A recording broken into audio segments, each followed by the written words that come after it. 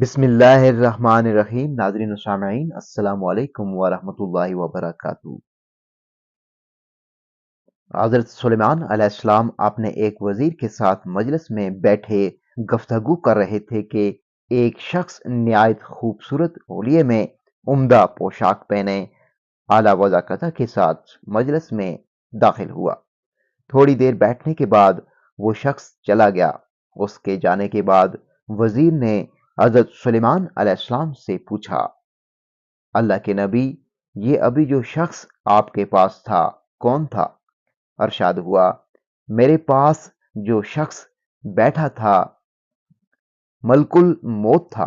جیسے ہی وزیر نے موت کے فرشتہ کا ذکر سنا، اس کا رنگ فک ہو گیا، جسم کپکپانے لگا، عرض کرنے لگا، حضرت میں آپ سے درخواست کرتا ہوں کہ ہوا کو حکم دیں وہ مجھے ہندوستان پہنچا دے۔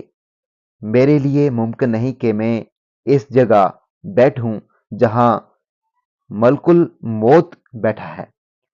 حضرت سلیمان علیہ السلام نے اس کی درخواست قبول کر لی، ہوا کو حکم دیا، اس نے وزیر کو ہندوستان منتقل کر دیا۔ تھوڑی دیر گزری تھی کہ ملک الموت دوبارہ حضرت سلیمان علیہ السلام کی مجلس میں حاضر ہوا۔ وزیر نظر نہ آیا، پوچھا، آپ کا وزیر کدھر گیا ہے؟ ارشاد فرمایا، تیرے ڈر اور خوف کی وجہ سے ہوا نے اس کو ہندوستان پہنچا دیا ہے۔